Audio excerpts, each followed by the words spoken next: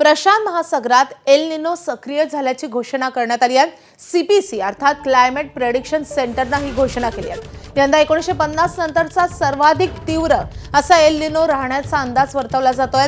El Nino डिसेंबरमध्ये अति तीव्र होऊ शकतो असाही अंदाज आहे। 2027च्या पूर्वार्धातही एल निनो सक्रिय असेल असा कयास बांधला जातोय आणि अर्थातच या एल निनोचा मोठा परिणाम हा मान्सूनवर होतोय आणि त्यामुळे महाराष्ट्राला देखील त्याचा फटका बसू शकतो। सरासरीपेक्षा यंदा कमी पावसाचा अंदाज वर्तवण्यात आलेला आहे।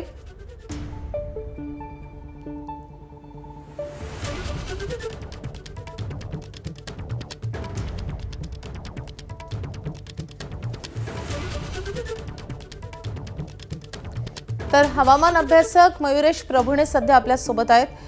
मयुरेश सर, खरं तर एल निनोचा प्रभाव वाढतोय, त्याची वाटचाल सुरू झालेली आहे। कसे परिणाम होऊ शकतात एल निनोचे, खास करून मान्सूनवर? सीपीसीने अधिकृतपणे सांगितले, आपण आधीपासूनच म्हणत होतो की एल निनो जून मध्ये सक्रिय होणार, पण आता गेल्या महिन्याभरातला ते प्रशांत महासागराचं तापमान पाहून सीपीसीने कालच जाहीर केलंय की एल निनो सक्रिय झालेला आहे। याची तीव्रता उत्तरोत्तर वाढत जाणार आहे आणि ते डिसेंबर पर्यंत सर्वाधिक राहण्याची शक्यता आहे। एल निनोचे वेगवेगळे टप्पे असतात, म्हणजे तीव्र, अतितीव्र, जसा मध्ये आपण एक सुपर एल निनो असं पण एक संज्ञा वापरली जात होती।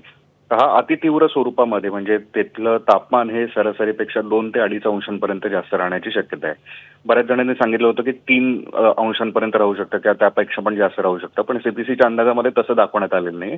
पण तरी सुद्धा 1950 पासूनचा हा सर्वात तीव्र एल निनो राहण्याची शक्यता आहे। जेव्हा तीव्र एल निनो असतो तेव्हा त्याचे परिणाम जगामध्ये ज्या ज्या पद्धतीने असतात तर ते हमखास होतात असं आतापर्यंतच्या याच्यावरून जे काही नोंदी आहेत त्याच्यावरून दिसून आलंय।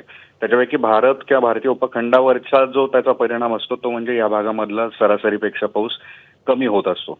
अर्थात तो पाऊस होतच नाही असं नाही, पण तो कमी होतो आणि स्वाभाविकपणे त्याला धरूनच ते अपेक्षित धरून आयएमडीने पण वर्तवले की यंदाचा पाऊस हा सरासरीपेक्षा 90% पर्यंत राहू शकतो, पण त्यामध्ये सुद्धा आपण 5% कमी अधिक धरलेले आहे। त्यामुळे जेव्हा आपण 90% भारतामध्ये पाऊस म्हणतो सरासरीच्या तुलनेमध्ये, त्यावेळेस त्याचं प्रादेशिक वितरण पण कमी जास्त असतं। त्यामुळे ज्या भागामध्ये पाऊस ऑलरेडी कमी असतो तिथं आणखीन पण कमी झाला तर मात्र दुष्काळासारखी स्थिती उद्भवू शकते। एल निनो आता जूनच्या सुरुवातीलाच जाहीर झालाय की तिथे सक्रिय झालाय, त्यामुळे मान्सूनच्या प्रगतीपासून जे काही जुलै ऑगस्ट मध्ये त्याच्यामध्ये सक्रिय कालखंड असतात, ब्रेक असतात, तर त्याच्यावर सुद्धा एल निनोचा प्रभाव राहण्याची शक्यता आहे। त्यामुळे हा संपूर्ण हंगामच एल निनोच्या प्रभावाखाली राहण्याची शक्यता आता निर्माण झाली।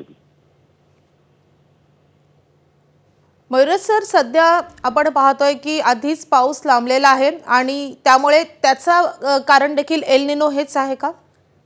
याचं एक प्रकारे इनडायरेक्टली कारण ते असू शकतं, कारण पाऊस पुढे सरकण्यासाठी किंवा सक्रिय होण्यासाठी मेडन जुलियन ऑसिलेशन म्हणजे MJO हा घटक महत्वाचा असतो। हे ढगांचं क्षेत्र असतं, विषुववृत्ताला धरून ते पूर्वेकडे सरकत असतात आणि हे MJO बराच काळ म्हणजे बरेच आठवडे भारतीय उपखंडावर आलेलंच नाही, म्हणजे हिंदी महासागरावर आलेलं नाहीये आणि ते प्रशांत महासागरावरच सक्रिय आहे। तर एल निनो विकसित होत असताना MJO त्याच भागावर बराच काळ राहणं हे एक आपण त्याच्यामधलं कनेक्शन धरू शकतो। आता हे क्षेत्र जून अखेरीस जुलैच्या सुरुवातीला भारतीय उपखंडावर येऊ शकतं असं अंदाजांमध्ये वर्तवण्यात आलेलं आहे आणि दुसऱ्या बाजूला या आखाती देशांकडून पण कोरडे वारे आपल्या इथल्या वातावरणामध्ये येत आहेत, तर त्यांनी सुद्धा मान्सूनची वाटचाल रोखून धरलेली आहे। तर त्यामुळेच की मान्सूनच्या प्रगतीमध्ये हा अडथळा निर्माण होतोय। आता त्याच्या मागचं कारण जे आहे त्याच्यामध्ये एल निनोची महत्वाची भूमिका असू शकते, हे आता ज्यावेळेस जाहीर झालंय की एल निनो सक्रिय झालाय त्याच्यावरून हे स्पष्ट होत आहे। धन्यवाद या सगळ्या सविस्तर माहितीसाठी। तर प्रशांत महासागरात एल निनो सक्रिय झालेला आहे आणि अर्थात त्याचा मोठा परिणाम हा मान्सूनच्या पुढच्या वाटचालीवर होऊ शकतो।